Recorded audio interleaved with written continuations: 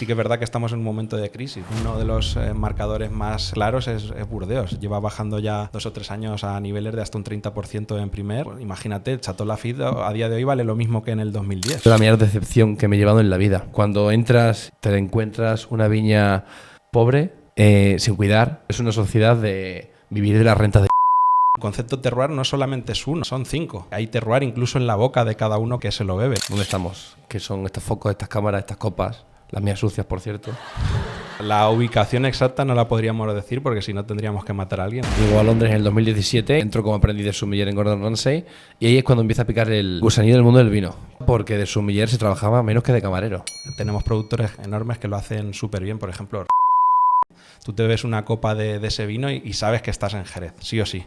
Sabes que estás en el sur, hay albariza y se nota.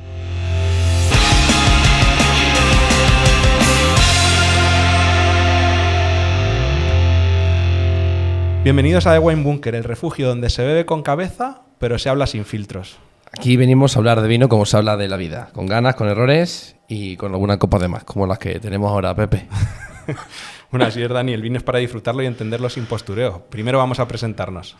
Bueno, empiezo yo. Quiero hacerte los honores. Y como nos podéis ver, voy a presentaros a alguien que ha cambiado la forma de ver el vino en el panorama nacional e internacional, si me permite decir.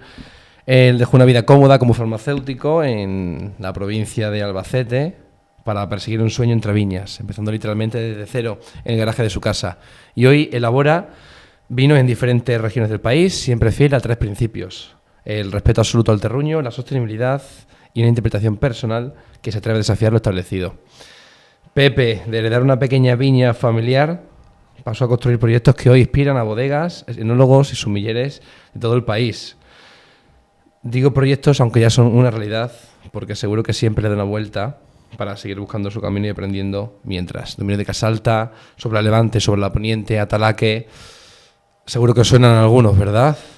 Pues además es candidato al prestigioso título de Master of Wine, pero más allá de títulos, que a Pepe no le gusta mucho que se le haga eco de lo que tiene o de lo que es un contador de paisajes embotellados, un conformista que busca crear el nuevo clásico de cada región y sobre todo un amigo al que admiro profundamente, Pepe Rodríguez de Verá. Joder, Dani, me dejas sin palabras, ¿eh? Me voy a poner tontorrón. Gracias. Bueno, te voy a presentar yo, aunque no merezca mucho la pena, pero bueno, los oyentes tienen que conocerte un poquito. No hace falta, Pepe. Bueno, Daniel Lospitao no solo es uno de los mejores sommeliers de España, lo ha demostrado siendo el campeón de Extremadura en los años 22, 23 y 24. Además, está preparándose el Certified de la Corte de Master Sommelier. Ha sido un top 50 de la última edición de los top 100 sommeliers de España y además se ha posicionado entre las 5 revelaciones jóvenes del mundo de la sommelería en España el último año. Pero más allá de los premios, lo que le define es una forma de entender el vino que empieza en la viña y termina en el alma. Daniel no solo sirve vinos, los cuenta, los vive, los hace parte de una experiencia que solo puede ocurrir una vez. Desde su restaurante El Quinto Cecilio, con vistas al Teatro Romano de Medellín, ha convertido cada servicio en una puesta en escena, defiende lo pequeño, a los productores, a esos viticultores pequeños que no estamos en los focos y que dan todo en cada añada. Además, lo más importante, Daniel tiene esa capacidad de hablar del vino con verdad, sin filtros y sin tecnicismos vacíos.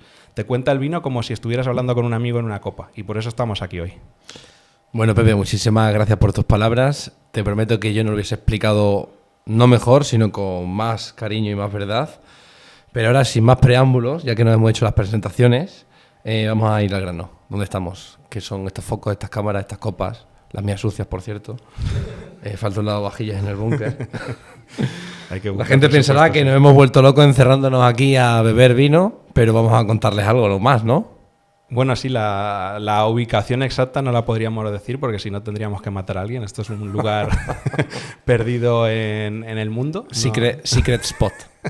Bueno, algunos lo conocen. Estamos aquí con algunos amigos que nos acompañan muchas veces y bueno, estamos en nuestro refugio del vino. Aquí nos hemos vuelto locos, por cierto, es verdad, tienes razón. Hemos venido aquí a comunicar el vino, este líquido que nos vuelve locos, y a transmitirlo con humildad, con pasión, sin filtros y de la manera más honesta que conocemos.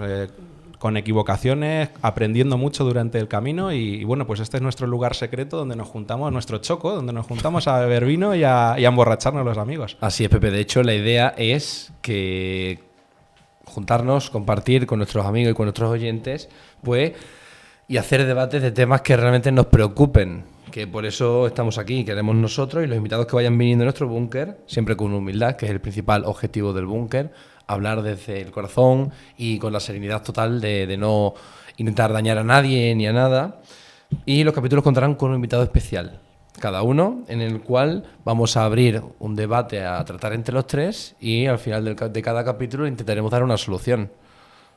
Bueno, además, que ganas, ¿no? Pero te olvidas de lo más importante y lo más divertido. Al final de cada capítulo, recuerda que vamos a sacar un vino e intentaremos putearnos un poco el uno al otro, a ciegas, intentar adivinarlo y seguro que nos equivocamos. Adivinar no sé si lo adivinaremos, bueno, pero putear yo voy a ser el número 1, ¿vale? Bueno, y bueno, este capítulo, como es el primero, va a servir un poco para presentarnos, que va a ser el The Wine Bunker Podcast. Y vamos a empezar con un tema muy abierto. ¿Cómo ha cambiado el vino en nuestras vidas, Dani? Buena pregunta, Pepe. Vamos a empezar sobre como tú dices, sobre cómo ha cambiado el vino en nuestras vidas y qué nos ha llevado a esto. Yo quiero hablar desde lo primero y más importante, que es la viña, Pepe. ¿Cuál es el primer recuerdo que te viene a la cabeza? Bueno, el primer recuerdo, la verdad que no podría definirlo a no ser que tuviera esa foto que tengo en el salón de casa, que la veo cada día, que es una foto que debería tener yo como 3 o 4 años y salgo metido de cabeza en una caja de vendimia. Al final mi familia viene de una tradición de 7 generaciones de viticultores y tengo esa foto ahí que era muy pequeño y salgo, pues eso, metido dentro de una caja de uva y poniéndome morado, nunca mejor dicho. No me acordaría de otra manera si no fuera por verla todos los días, pero sí, quizás sea mi recuerdo más antiguo. Pues ya me hubiese gustado a mí tener esos recuerdos de pequeño, macho, pero mi vida ha sido totalmente diferente. A pesar de que mi familia ha regentado un restaurante desde el 96, yo no he tenido ninguna intención ni interés en dedicarme al mundo de la hostelería, ni sobre todo del vino, nunca. Hasta que llego a Londres en el 2017 y entro como aprendiz de sommelier en Gordon Ramsay y ahí es cuando empieza a picar el gusanillo del mundo del vino. Pero no por otra cosa, porque de sommelier se trabajaba menos que de camarero. Entonces yo quería trabajar menos que el resto. ¿Y cómo lo hacía? Siendo aprendiz de sommelier. Eso sigue siendo a día de hoy también. Ya, pero hoy mejor llevado.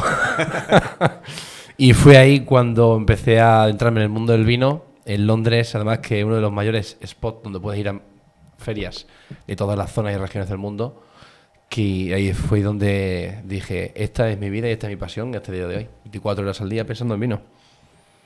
Te voy a hacer una pregunta, Dani. Tú que viajas mucho, visitas viñedos, productores, cuéntame cuál ha sido ese recuerdo que tengas así de algo que te haya superado tus expectativas con creces, un viñedo, un productor, y por el contrario, algo que te haya decepcionado, que digas, joder, esto puta mierda que no me lo esperaba así. ¿Podemos meter chicha Hombre, hay que darle caña? Por supuesto. Pues voy a dar caña ahora, ¿eh? Y seguramente a muchos de nuestros amigos que están aquí les va a tocar un poco el corazoncito, ¿o no? Pues mira, a pesar del poco tiempo que me suele quedar, que hay gente que se cree que no trabajo y que hago lo que quiero, no, es mentira, sí que trabajo. Pues uno de mis últimos viajes a Francia, más concretamente a Loira, estuvimos visitando un pequeño productor como es Etienne Baudet, que hace su proyecto dentro de su finca, que es Clos Durandier, que nos enseñaba pues menos de 1 hectárea con más de 7.000 plantas. O sea, impresionante cómo tenía creado su propio hot density ahí, en un pequeño viñedo familiar dentro de la propiedad. Era impresionante. Y justo en ese mismo viaje nos adentramos a una de las de las bodegas más importantes en el mundo, como es Culé de la Serrande de Nicolas Joly, que ha sido la mayor decepción que me he llevado en la vida. De hecho, cuando entras y ves Culé de la Serrande, te encuentras una viña pobre, sin cuidar. Sí que es cierto que puede llegar a parecer funky, pero no. Es dinámica. Sí.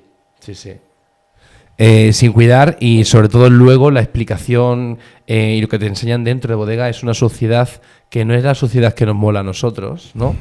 Que pueden ser más sexy, sino es una sociedad de vivir de las rentas de Yoli.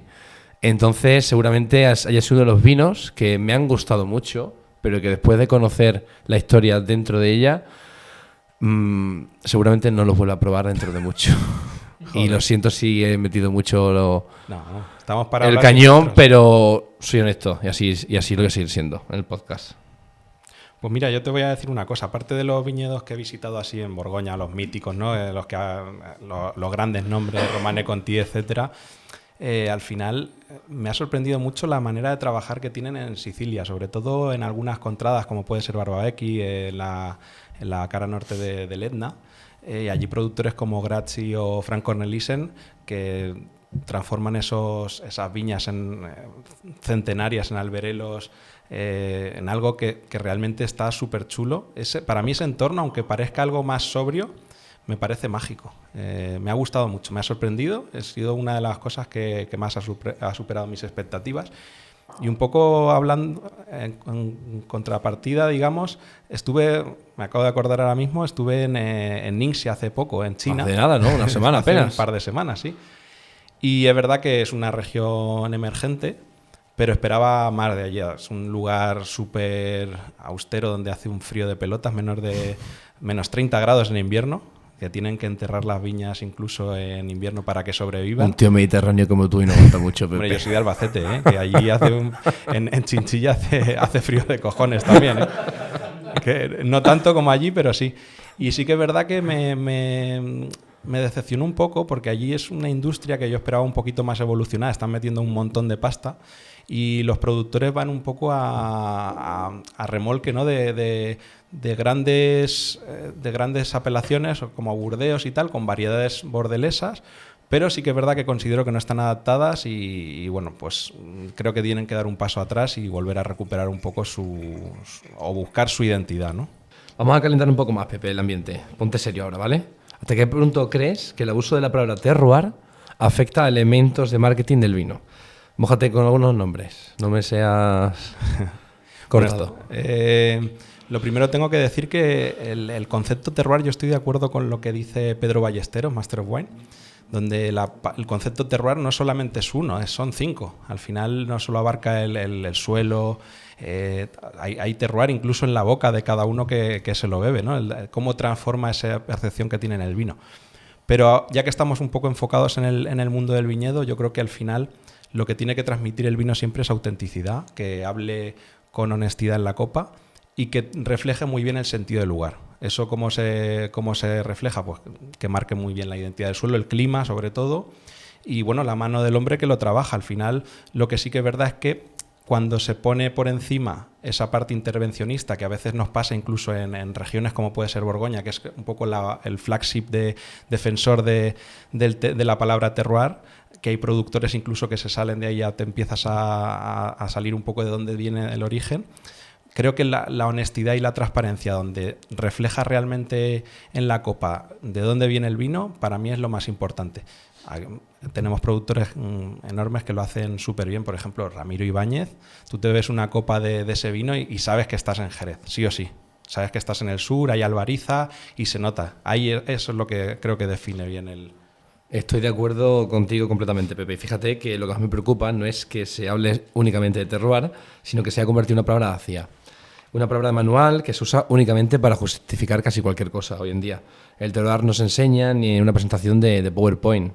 Es algo que se pisa, se huele y se cata.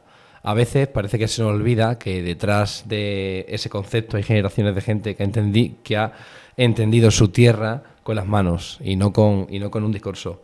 Y lo que decías de Ramiro Ibáñez me parece un ejemplo brutal, porque cuando abres uno de sus vinos no piensas en la técnica ni piensas en la moda, piensas en el sitio, en el viento, en el suelo. Y eso para mí es el claro ejemplo y la diferencia entre terroir real y un terroir utilizado.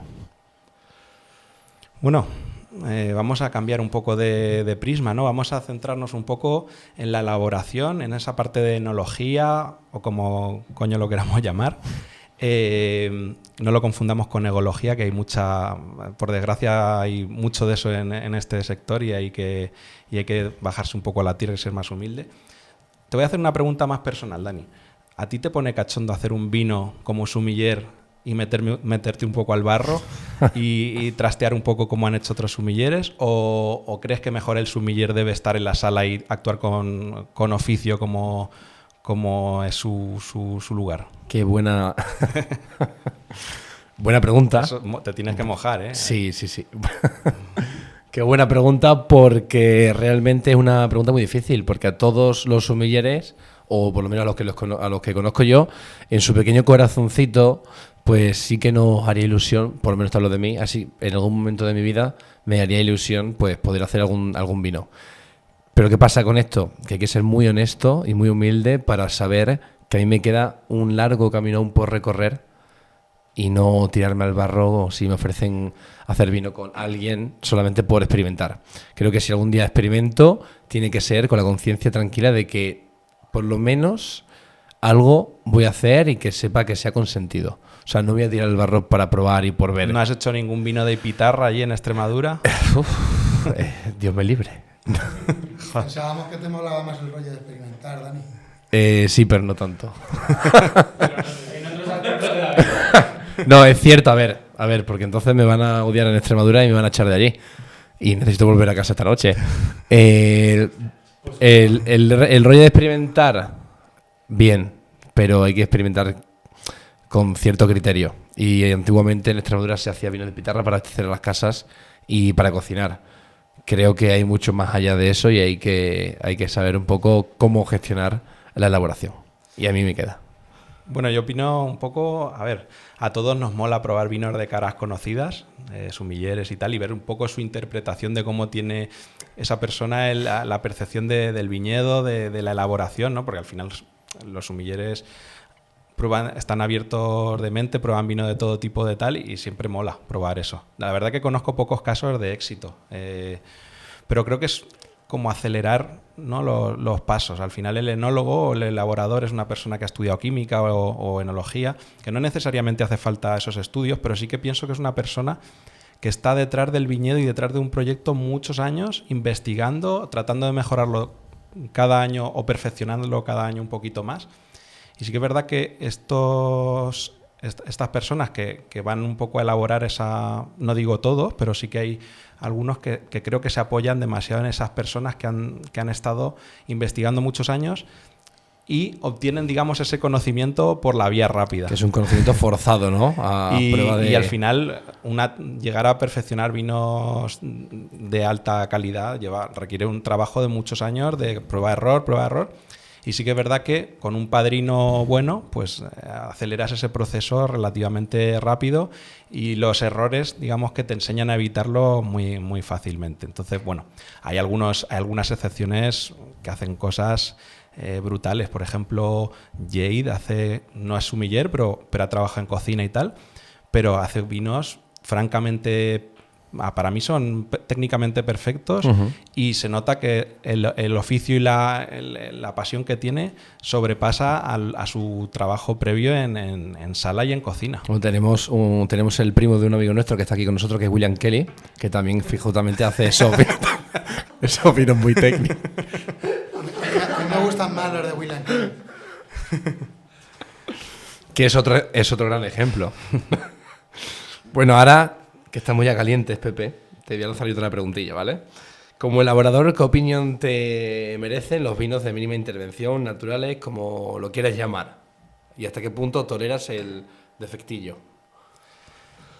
Bueno, he de decir que la palabra natural creo que está prostituida, no es una palabra... En realidad todos los vinos son naturales, salvo alguna mierda que hay por ahí que no se le puede llamar a lo mejor ni vino. Pero es verdad que creo que es una palabra mal utilizada. Lo primero que habría que crear una definición sobre eso, que ya nos dará pie para esto en un capítulo. Pero sí que es verdad que yo soy muy, muy fiel defensor de los vinos, como yo llamo vinos imperfectos. Esos vinos que te dejan pequeños matices o pequeñas carencias técnicas y dan pie a un poco más a la parte emocional. para mí son los vinos más bonitos que existen. De hecho, a ver, todo el mundo nos hemos fijado en alguna chica que va por la calle y tal, a que no te, la típica que va recauchutada y tal, que es perfecta, que parece que no se tira un pedo en la vida, pues eso no mola, tío. A mí me gusta una más natural. Pues en el vino pasa lo mismo. Pepe y yo hubiese hecho la misma comparación, pero la de las chicas. Bueno, vamos a ser inclusivos. Tú te pones la parte... Tú te fijas en los chicos... Bueno, podría ser. No es el caso, pero podría ser. Nosotros los sommeliers a veces pecamos en nuestro discurso de reutilizar la palabra mínima intervención. Y a veces es que realmente no sabemos lo que significa la mínima intervención. Hay mucha desinformación al respecto, falta de lógica en nuestros relatos, porque no te hablo de todos los casos, pero nos falta mucho más conocimiento de qué es un mínimo de mínima intervención y qué es un mínimo que le falta claridad o un vino que ya pasa a ser sucio. A veces queremos defender lo indefendible y eso no está bien. Bueno, vamos a acabar el bloque de elaboración con una pregunta bastante abierta también. A ver qué te parece. ¿Hasta qué punto crees que es relevante el papel de viñador? Me explico. El elaborador que controla también su viñedo y desde el viñedo hace su vino. ¿Crees que es importante ese paso, controlar el viñedo, o hasta qué punto te puedes desvincular del trabajo de viticultura para hacer un gran vino? Bueno, como pequeño productor y viñador, como tú dices, creo que es fundamental que la persona que elabora ese vino esté constantemente también metida en el campo. Porque al fin y al cabo la parte más importante es la que está en el campo, en la viña, en la poda, y no realmente la que proviene de la bodega. Entonces, para mí, una persona que elabora un pequeño viñerón debe estar 100% en el campo. A no ser que nos vayamos a grandes marcas como el grupo Louis Vuitton, Moet Hennessy, o ciertas grandes marcas comerciales que tengan a muchas personas vinculadas al campo y realmente las caras conocidas no tengan nada que ver con ello. ¿Te transmiten a ti esos vinos, ese entusiasmo? No, son estilos, no son vinos de identidad. Y nosotros estamos hablando aquí de vinos de identidad, entonces creo, Pepe, que tienes que estar en el campo. Yo estoy en el campo más que en la bodega. Y me gustaría estar más todavía. Sí que es verdad que yo pienso que la viña es lo más importante siempre. Al no ser de que haya un viticultor detrás que sea mejor que tú como elaborador. Hay algunos ejemplos. Pero sí que es verdad que desvincular esa parte de la viticultura a la hora de hacer un gran vino es realmente complicado, casi imposible. Yo, algunos ejemplos que se me ocurren, a ver, tú te bebes un vino de Jerez o una manzanilla y tal, y aunque sea un vino de volumen y tal, que son vinos que realmente en gran parte de su historia se han desvinculado del viñedo, porque han entrado en Montilla, en Jerez y tal, han entrado vinos o mostos de cualquier origen y luego han terminado en el sistema Solera. Al final esos vinos siempre están buenos, pero sí que es verdad que nunca van a llegar a ser igual de emocionantes que una manzanilla o un vino de Jerez o tal, de un pago en concreto. Eso siempre, al final la viña tiene la identidad, pero creo que puede ser uno de los estilos que más se sale un poco de eso bueno, es más estilístico, como tú has dicho, y más calidad en cuanto a elaboración o el sistema con el que se ha hecho. Hemos tocado un poco de campo, hemos tocado un poco de enología y bodega, y ahora vamos a pasar a mi terreno, Pepe, así que ponte bien las botas, apriétate los zapatos, que voy a por ti. Hablaremos de la sala, del servicio del vino, de la comercialización y de la prescripción. Vamos a poner un poco en contexto lo que pensamos, ¿vale? Y aquí te lanzo, Pepe, la primera pregunta. ¿Qué mercados actualmente te parecen más atractivos para el vino en general y sobre todo para el vino español, teniendo en cuenta la crisis global que atraviesa nuestra industria? Consumo bajando, inflación, guerras, aranceles y su puta madre. ¿Hay motivos para tirar la toalla o todavía podemos seguir? A ver, los productores, yo desde un punto de vista de viticultor y de productor, somos creo que uno de los oficios más resilientes y con más empeños que existen. O sea, cualquier hostia que nos llevemos nos levantamos 7 veces. Y sí que es verdad que estamos en un momento de crisis. Uno de los marcadores más claros es Burdeos. Lleva bajando ya 2 o 3 años a niveles de hasta un 30% en primer. Y bueno, pues imagínate, Chateau Lafite a día de hoy vale lo mismo que en el 2010. O sea, es un marcador evidente. Sí que es verdad que creo que no son mercados en concreto lo que hay que enfocarse, sino más bien estilos. El mercado hoy en día busca vinos más fluidos, más elegantes, no tan extraídos, con un alcohol más reducido. Y sí que es verdad que el consumo, o sea, el vino desalcoholizado, aunque el día que tengamos que hablar de vino desalcoholizado suspenderemos el podcast seguramente, está creciendo y eso es una realidad. Y luego, como digamos, desde el punto de vista de productor español, yo últimamente me estoy centrando mucho en el mercado sudamericano y el sudeste asiático. Creo que están creciendo bastante, pero sí que es verdad que países como México, donde la cultura española está muy arraigada, el amor al producto español está ahí bastante evidente, son mercados bastante objetivos para los productores españoles. Aunque creo que hay que poco a poco evangelizar esa cultura, porque es verdad que todavía yo en mis últimos viajes he visto todavía ese consumidor que busca el vino potentorro de Ribera, maderazos y tal, y eso hay que ir poco a poco adaptándolo. A tu hermano justo le gusta mucho ese rollo. Efectivamente, Pepe, estamos viviendo momentos donde no hay nada por seguro, Burdeos en bajos históricos y el resto de países sobreviviendo de alguna manera u otra. Creo que hay pocas regiones en Europa que no se salven de la crisis que estamos sufriendo, ya no solo por la bajada del consumo de alcohol y la desalcoholización de los vinos, sino por aranceles, guerras y hace... Con las guerras estamos en el búnker, estamos salvados. Sí, mientras que tengamos el kit de supervivencia. Tenemos antibióticos, latas de conservas y mucho vino. Y mucho vino. Y mucho vino, esa es. Bueno, la mayoría de las botellas están vacías, hay que... Pero bueno, hemos traído alguna idea. Bueno, te voy a hacer una pregunta un poquito más personal, Dani. ¿A ti por qué te hiciste sommelier? ¿Tienes tu corazoncito y te gusta servir a la gente y ver cómo disfrutan? ¿O te jode que en tu restaurante se gaste la última botella de Richard Leroy y que no te la pueda beber tú? Pues te voy a ser sincero, Pepe, porque a veces, aunque parezca que no, soy una persona bastante sensible. Poneros serios, por favor.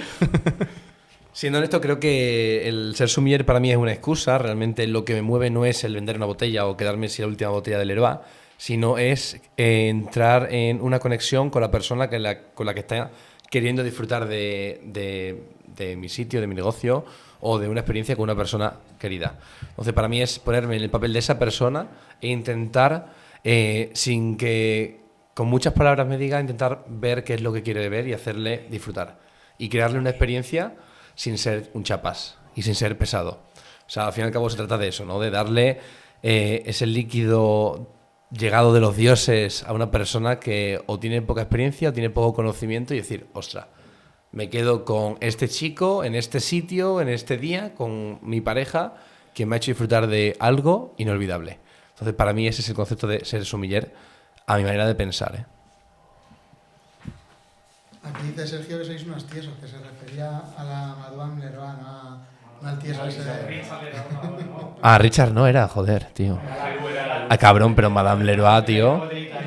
Madame Leroy, una señora de 170 años, tío.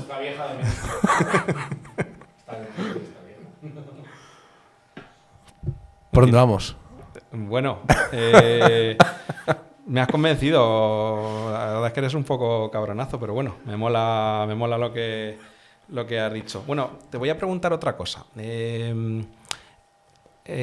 ¿Cuál ha sido tu experiencia en una sala o en un restaurante que digas, joder, he venido a un sitio a comer guay, pero la verdad que con el maridaje que he hecho se ha multiplicado todo por 3 o por 4? La cuenta también. Bueno, eso pasa siempre. Eso pasa siempre, aunque no queramos. Y luego, un poco también como contrapunto, al revés. ¿En qué situación te has arruinado la experiencia por culpa del vino o por culpa del entorno que relaciona el sommelier, etcétera? Pues mira, una de las experiencias que más recuerdo, sí que es cierto que, bueno, gracias a Dios he podido estar en bastantes restaurantes gastronómicos, tanto en España como fuera de ella, porque me ha gustado mucho el poder implementar nuevas técnicas a la hora de, jolín, cómo trabaja el mejor sommelier del Four Seasons en Florencia. Pues siempre como profesional he querido intentar aprender algo de ellos, pero cada vez disfruto mucho más las experiencias que salen de manera casual e informal. Justo hace 3-4 años, no me acuerdo bien, en el pueblo de Montalcino, justo en la cima, a unos 550 metros de altitud, hay un wine bar que se llama Vinería Perta, que es impresionante. Es un sitio en el que tú vas a una terraza de un chiringuito con una vista impresionante, pero súper sencillo. Y cuando llegamos, te dan una bienvenida súper calurosa y te ponen toda su carta de vino y todo su cariño a tu disposición. A unos precios de risa. Llegamos a las Italia, 12, Joder. en Italia. Llegamos a las 12 de la mañana y salimos de allí a las 10:30, 11. Sin mirar la cartera, por supuesto, pero con una de las experiencias más gratificantes de mi vida. Y en el punto opuesto, en Cádiz este verano, en un restaurante que no quiero decir el nombre. Dilo, joder. No, no puedo. Hombre, no. Me acordaré, Hemos jugado gratis, por me si no. acordaré toda la vida de esa sommelier que, bueno, estábamos en Cádiz, en un restaurante muy conocido en el País Vasco, que también tiene una sede en Cádiz, que alguno de nuestros amigos lo conoce mucho.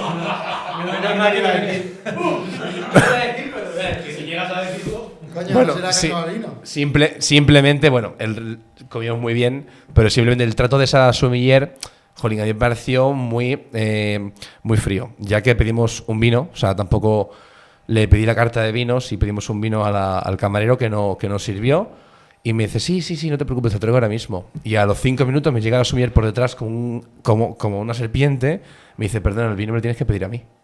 Digo, hostia. Digo, perdona, yo que nadie se ha identificado como sommelier, no sé ahora mismo, bueno, yo pido un vino simplemente, digo, no sé a quién, me da igual. Digo, esa comunicación. Este chato rayas a 100 euros. Digo, esa comunicación interna, tío, tendrías que tenerla vosotros por dentro, o sea, jolín. No.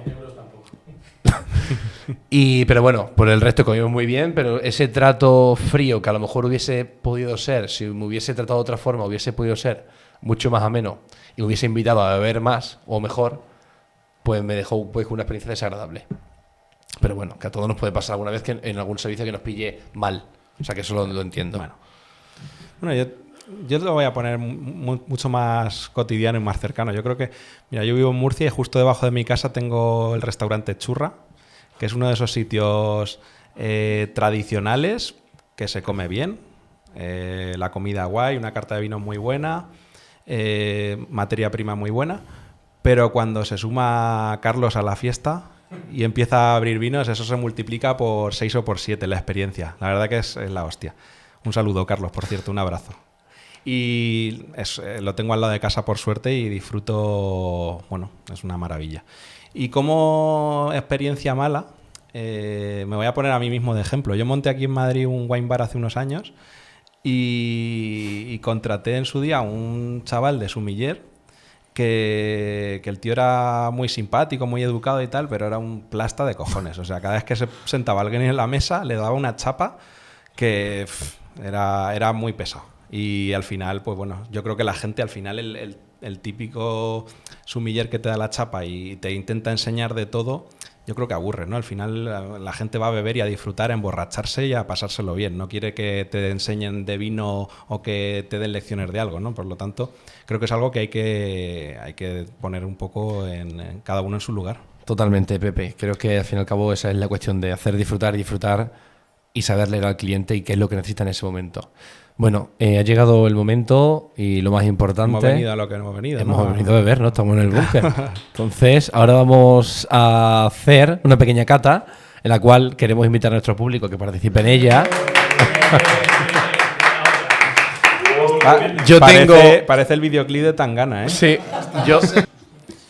Bueno, vamos a ponernos a prueba. Ahora ha llegado el momento. ¿Empiezas tú o qué? Como quieras. Sí, Venga, empiezo yo. sí. Venga, a ver qué has traído. Venga, Pepe, a ver. Es blanco, ¿eh? Joder, no me digas. Gracias. No, ponernos a nosotros también, Dani, ¿o qué estamos? ¿Que nos Vosotros, ponemos pero, a nosotros o qué? pero vosotros luego, tío. No es por saco ya. Para el vino bueno, ¿no? Acércame Este la es de copa, que Pitarra. te ponga yo el mío. Este es el vino de Pitarra, ¿no? De tu pueblo, ¿no? Sí, el de chinchilla. Bueno, tenemos un blanco y un tinto. Tú has traído el blanco y yo el tinto. Empezamos por el blanco, ¿no? A ver qué... Venga, Pepe. A ver qué te parece. Bueno, ya que estamos aquí con todo el equipo de Tangana, vamos a opinar entre todos. A opinar entre todos. Bueno, ¿qué es lo que vamos a decir? ¿Queremos ir a full? Vamos a ir a O sea, sacar queremos todo. arriesgarnos, ¿no? Añada, productor, parcela, de todo. Perfecto. Pues nada, darle caña. A ver, has traído algo bastante neutro, ¿eh? O sea, Es una variedad muy neutra y a mí me falta mucha frío con mi boca. Pues eso es lo que más he perdido. Y está frío. Aquí hay maceración y crianza. Está frío, sí que es cierto. Y no es tampoco una variedad que tengamos muy en el registro, a lo mejor. ¿O sí? Yo más o menos me la puedo jugar, pero aquí alguien tiene que explicar cómo está hecho el vino. no, a ver, vamos a intentar razonarlo, ¿no? Entre todos. Tiene un puntito funky también dentro Sí, de la, sí, sí, dentro sí. de la, dentro del mundo variedad neutra blanco. Es un productor que hace crianzas largas, tiene ese punto de mínima intervención. A mí me lleva o a Italia o a España. Estoy ahí entre. Yo estoy en Italia también. Y si fuese, por ejemplo, Italia, ¿en qué zona os veis más fáciles de hablar de esto? Un Abruzzo, un Treviano, trabajadas con largas maceraciones, de estos vinos que tienen bueno, con esa digamos tradición italiana de dejar los vinos mucho tiempo en bota.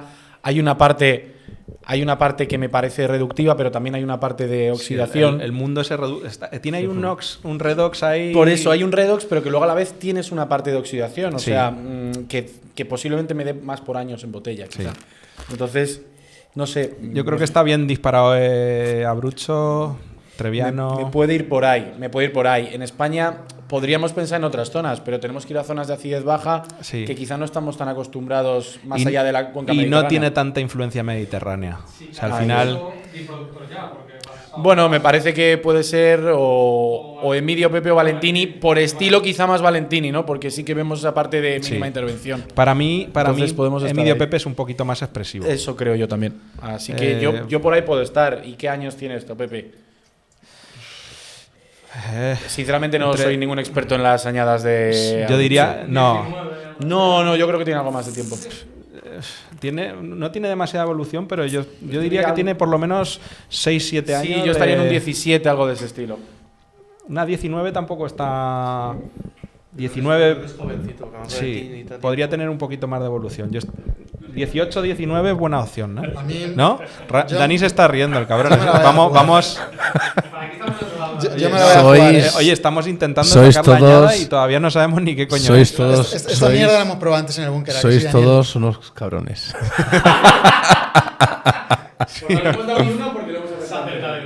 Vais bien, vais bien. Sí, Joder, vais bien. pues venga, sácalo ya, coño. Vais bien. Tengo un equipo listo, tío. Joder, qué suerte, macho. Joder. ¿Me la saco o no? Sácatela, Dani. ¿Qué añada? 19. 19, coño, pues de pleno, ¿eh? Entre todos, Muy bien, pero que muy bien, entre todos juntamos Ya. un. No. Bueno, vamos a probar el siguiente ya, a ver que el primero lo hemos clavado. Dani, Pepe, la próxima vez lo tienes que ahora poner tengo más otra versión. difícil. Que no, bueno, no era fácil, ¿eh? Bueno, tenemos poca capa. Piel fina, ¿no? Sí, tenemos una piel fina que ya te pueden dar un pequeño indicio de ciertas variedades que no pueden ser, porque prefiero ir descartando. Cabernet que no. Sauvignon no es. No, ni Syrah tampoco. Y Merlot, si me aprietas, tampoco. Pero prefiero ir. Fanel, Pinot Noir, Tenemos Pinot Noir, Giraud, Garnacha, Cinsault, Cinsault, Cellao. País. Pues vemos, Bueno. eso en visual. Vamos a ir descartando cosas. Sí que tiene muchas frutas rojas y muchas especias. No tiene ese punto ferroso que a lo mejor me desprendería una Pinot Noir. El perfil de la fruta es maduro, ¿no, Daniel? Sí, es maduro. Y creo que Lleva un clima soleado, ¿puede ser? Está fino el vino, ¿eh? Más que Hay alcohol. soleado, que ahora mismo no te sé decir, Víctor. También creo que está muy bien trabajado en bodega y tiene una muy buena crianza en barrica. Y una barrica de muy buena calidad. Y creo que tiene un cierto equilibrio entre variedad, crianza. ¿No notáis para la capa que tiene el vino un poquito el alcohol, un poco destartalado y un poco alto? Yo no, yo lo noto alto, pero muy integrado. Yo también. El tanino está muy bien trabajado. El tanino es un tanino genial, está súper Pero guay, ¿eh? con el alcohol te dice un poco más a dónde te vas. Bueno, ahora que lo pruebas en ¿Hacia boca. dónde? ¿Hacia dónde vais? Alcohol 14, Mójate. 14,5 grados. A ver, probándolo en boca sí que es cierto que no es... para mí sí que es cierto que me quedaría en garnacha, pero no es un tanino ni una maduración que te pueda ir a la zona mediterránea del Ródano, por ejemplo. Que no me iría a Ródano. Pero podríamos estar en una garnachita de algo de que no. No, para nada. Muy Mucho fino, más. ¿te parece para serlo? Sí, Sí. más preciso, diría Y yo. aparte de más preciso también, características de Renault que no encuentro en este vino. el tono de la fruta es mucho más limpio que Renault, por ejemplo. Y son vinos más femeninos en este caso. No es tan oxidativo. Eso es. Eso es. Esto es un vino muy técnicamente muy bien hecho. Sí, pinotea. Pinotea mucho, ¿eh? O sea, es que tenéis claro que es una garnacha que pinotea. O sea, que es Yo una, es que o no sea, tengo que claro que garnacha, sea una ¿no? garnacha, ¿eh? ¿Estáis en garnacha todos? Yo sí. A priori sí, pero no lo tengo tan claro. A mí una Syrah no me parecía descabellado. A mí me parece una gran... Syrah. Una Syrah no me parece. Una Syrah así de no este sé. rollo. Nada, y la fruta de la Syrah no me... ¿Dónde? compagina En Hawke's Bay, a lo mejor algo más frío, porque. No, lo que pasa es que sí que puedes pensar, o podrías pensar, yo no creo que lo sea, pero algo en la zona de Gigondas, algo de ese estilo, lo que está haciendo Porfumoso, Gorde Cholet, ahí hay ciertos vinos que no creo que lo sea, pero que podría llevarme a pensar cosas así. Pero en la textura y la complejidad no me daría un vino de Francia. ¿Cuál o es- de qué- esa zona, qué- pues, yo le que dice. ¿Qué calidad tiene? Vamos a hablar un poco de la calidad. A mí me parece un vino de una muy buena A mí calidad. también. O sea, me parece que es un gran vino. Creo que tampoco Muy tiene bien tanta hecho. complejidad o profundidad en No. boca para hablar de vinos de Sí, sí. 3 cifras altas, pero me parece Hablamos de un vino que a nivel mercado yo no pagaría más de 250 euros por él. En este caso, creo que es un vino nacional y creo que puede ser una muy buena garnacha, a lo mejor de Rioja, de la Rioja Alavesa, muy bien elaborada. ¿Y Galicia? ¿Garnacha en Galicia? No, coño, no garnacha, pero. Bueno, puede haber garnacha tinto. Pero que. Sí, bueno, pero no tendría Sí. este color. Un quiñón de Valmira o algo así, Daniel. Pues no lo he probado nunca. Fernando Mora también hace. No lo he probado perfil nunca, así. pero Fernando un jardín Mora de, es un una jardín de idea. las iguales no me... ¿Sabes? No, Sorprende la capa tan fina y la sensualidad. Yo creo que Fernando Mora sería más oxidativo, ¿no? Y tendría un toque No más tiene sucio. por qué, ¿eh? Fernando, la jardín de las iguales de Fernando Morales es un vino Son muy bien hecho, precisos. muy preciso, ¿eh? Sí. Yo creo que va en esa línea. Pero justamente algo de Álvaro Palacios de Rioja podría ser, pero yo no he probado Quinto de Almira, entonces no te puedo decir esa referencia, cómo es. Hombre, Pero estáis está muy tirando bueno. a lo alto, Está ¿eh? muy Que bueno. estamos hablando del que estáis diciendo. Porque sabemos que has sacado tu lado. A ver, también te digo, Pepe, no sería... Si hablamos de Rioja... Estáis Estamos haciendo en el un búnker, aquí no double guess, andamos ¿eh? con Sí. tonterías. No sabes de otras cosas. Si hablamos de Rioja, no me iría a un productor clásico de estilo de Rioja porque no tiene esa oxidación ni esa madurez de... ¿Qué de tipo de. Rioja. ¿Qué añada? ¿Qué añada? O sea, vamos, Pues vamos creo- a ver, confirmamos, estamos en Garnacha y estamos en España. Vale, pues dentro de España, para mí la añada es joven porque sí que siento que el vino está todavía muy entero y que tiene un tanino que todavía se le ve joven. Oye, ¿por qué no hemos pensado en Gredo? Ya, yo lo estaba diciendo.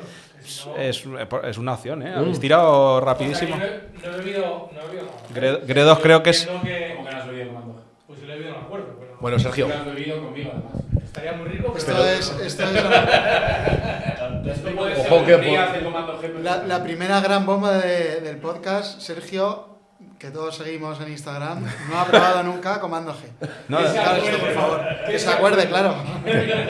regalar una botella a Sergio SF. No, tío.